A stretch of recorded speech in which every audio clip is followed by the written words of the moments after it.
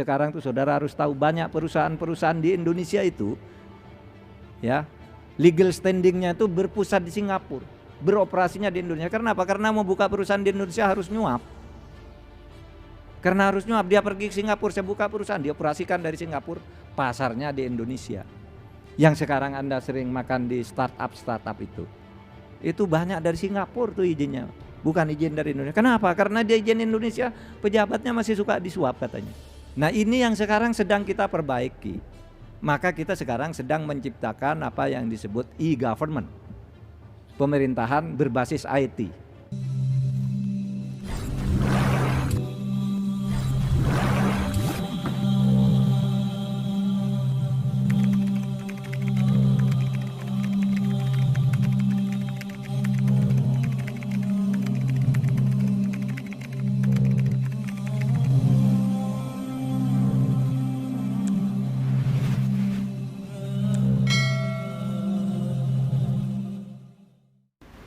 Pertanyaan saya, adilkah kalau KPK ini dilemahkan? Dan mohon maaf Prof, di pemerintahan ini adalah KPK ini dilemahkan. Kalau kita nanya orang kecil, semua mengatakan dilemahkan. Yang tidak mengatakan dilemahkan hanya mungkin politisi-politisi saja. Terima kasih Prof. Assalamualaikum warahmatullahi wabarakatuh. Kalau KPK dilemahkan pasti tidak adil, gitu. Kalau KPK dilemahkan pasti tidak adil. Tetapi supaya dilihat juga apakah betul terjadi pelemahan. Mungkin betul, mungkin ya silahkan. Tetapi begini, kalau yang dimaksud siapa yang membuat itu lemah? Yang membuat itu lemah itu tidak ada satu institusi tertentu. Misalnya begini, pemerintah eksekutif, presiden misalnya ingin menguatkan KPK. Ini konsepnya menguatkan KPK. Caranya begini. Tapi sesudah ditawarkan, DPR-nya tidak setuju. DPR-nya tidak setuju. Oh begini, cara menguatkan tuh caranya begini, gitu. DPR punya konsep sendiri, LSM punya konsep sendiri, saudara punya konsep sendiri, semua konsep sendiri. Maka harus ada yang mengambil keputusan. Siapa yang mengambil keputusan? Itulah lembaga legislatif.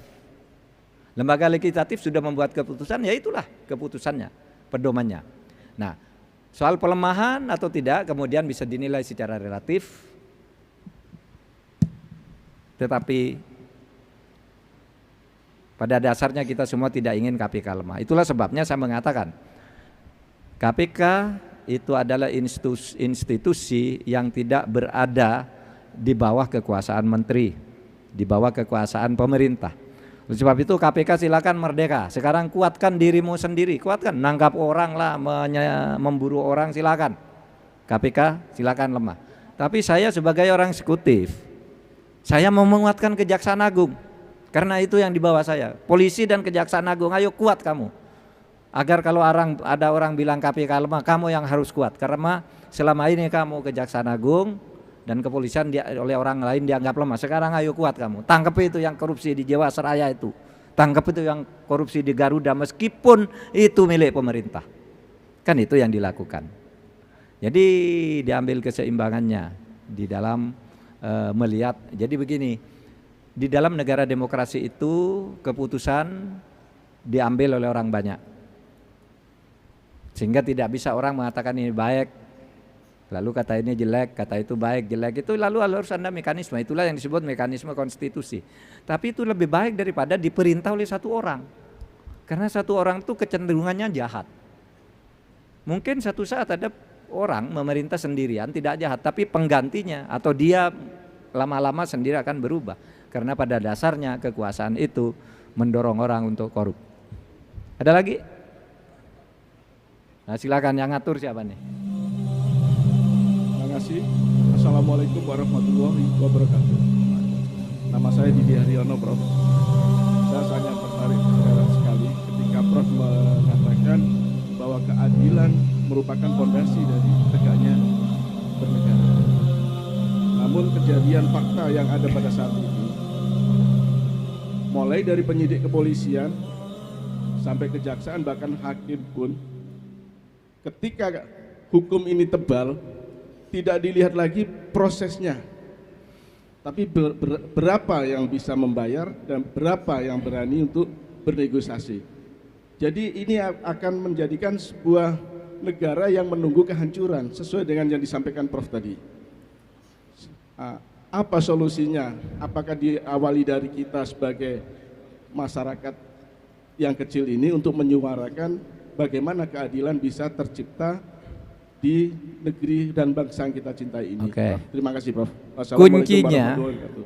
Kuncinya itu ibda binafsik, mulai dari dirimu sendiri masing-masing untuk menegakkan keadilan, itu satu. Yang kedua, langkah berikutnya ya dihukum dong. Orang yang memain-mainkan hukum itu dihukum. Dan jangan lupa banyak jaksa yang dihukum, yang dipenjara, banyak hakim yang sekarang dipenjara, banyak polisi yang sekarang dipenjara karena untuk menegakkan keadilan. Bahwa masih ada yang lolos gitu, ya apa daya. Kalau lolos ya lihat nanti apa masalahnya gitu. Kalau dia pintar main-mainkan hukum, ya kita harus berusaha agar ada cara untuk menangkapi orang-orang yang selalu lolos. Tapi jangan Anda katakan, oh yang salah ini negara, kok ada hakim bisa dibeli, polisi bisa dibeli. Ditangkapi polisinya, nyatanya banyak hakim dihukum tuh, ketua Mahkamah Konstitusi dihukum, hakim konstitusinya dihukum, mantan Kapolrinya dihukum, jaksanya itu dihukum, hakim agungnya dihukum, banyak sekarang yang masih di penjara karena memang harus dihukum. Kalau bisa ketangkap, ketahuan dia main-main hukum, dihukum. Tapi jangan kalau kalah di pengadilan lalu bilang hakim disuap, belum tentu. Memang kalah memang. Lalu kalau kalah bilang hakimnya tidak adil, hakimnya disuap, belum tentu. Kalau memang disuap, ya tangkap saja hakimnya, kan udah banyak yang ditangkap. Saya banyak nangkepi orang juga, gitu. Nggak apa-apa. Begini, untuk memperbaiki negara ini, kita 3 pilar bernegara itu harus sama-sama baik. Rakyatnya bagus, Anda dan saya ini misalnya harus bagus. Pejabatnya bagus, ulamanya juga bagus. Itu kata Imam Al-Ghazali, itu fafasadur ra'iyya bifasadil umara wa fasadil umara bifasadil ulama wa fasadil ulama apa? Bihubbil mal, bihubbil jah wal mal. Apa itu? Rusaknya rakyat itu kadangkala karena pemerintahnya brengsek.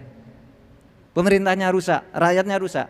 Tapi pemerintah rusak kadangkala ulamanya yang rusak, jual beli ayat.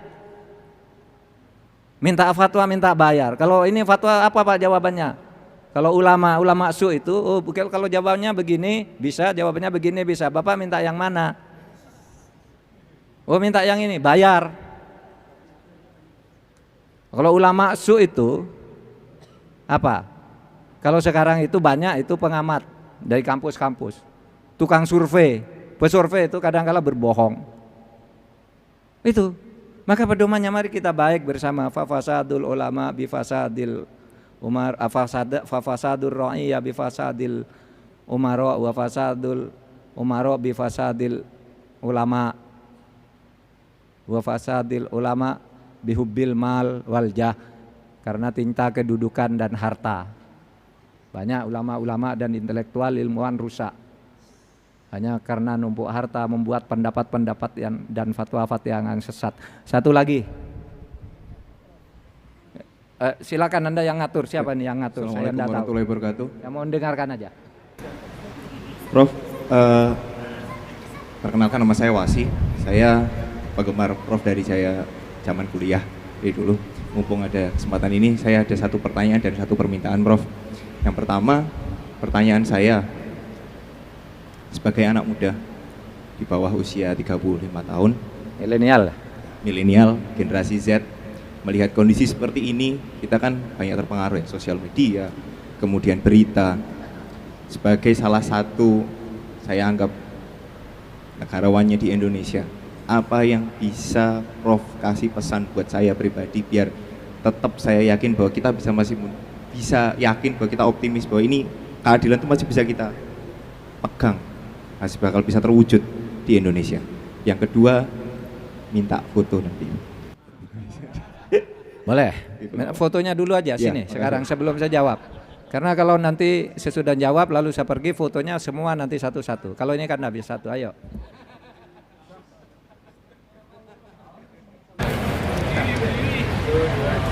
Senyum. Baik. Jangan pesimis. Anak-anak muda di Indonesia yang seperti Anda nih, generasi milenial. Kalau yang generasi kolonial kayak saya ini udah mau lewat. Yang generasi milenial ini adalah anak pintar-pintar, dan pada saatnya kejahatan, ketidakbaikan itu akan mudah dikontrol oleh IT ke depan. Oleh sebab itu kalau Anda pintar bersembunyi sekarang, masa depan Anda bakalan bisa. Dan kalau Anda main-main dengan negara ini, negara bisa hancur. Orang mencari kesetiaan keluar.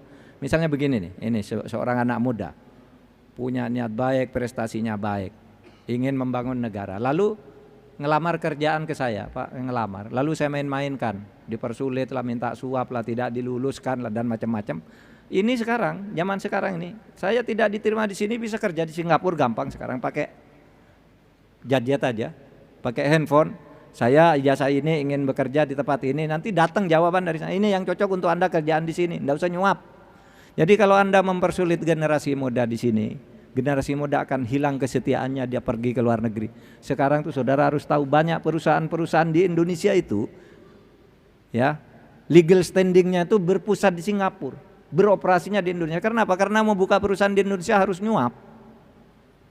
Karena harus nyuap, dia pergi ke Singapura, saya buka perusahaan, dioperasikan dari Singapura, pasarnya di Indonesia. Yang sekarang Anda sering makan di startup itu banyak dari Singapura tuh izinnya, bukan izin dari Indonesia. Kenapa? Karena dia izin Indonesia, pejabatnya masih suka disuap katanya. Nah ini yang sekarang sedang kita perbaiki. Maka kita sekarang sedang menciptakan apa yang disebut e-government, pemerintahan berbasis IT. Sehingga nanti yang nyuap-nyuap ini akan terlempar sendiri dari percaturan dan akan tertangkap oleh hukum. Tentu tidak usah buru-buru untuk mencapai itu, karena ini sudah terlalu banyak yang rusak. Jadi memperbaikannya pelan-pelan dan harus bersama-sama. Anak milenial ini mari bersama-sama bersama saya yang sudah kolonial ini untuk bersama mengantarkan masa depan yang lebih baik bagi Indonesia. Saudara, cukup ya, saya ada acara lain, saya harus ke Pasuruan. Terima kasih. Assalamualaikum warahmatullahi wabarakatuh.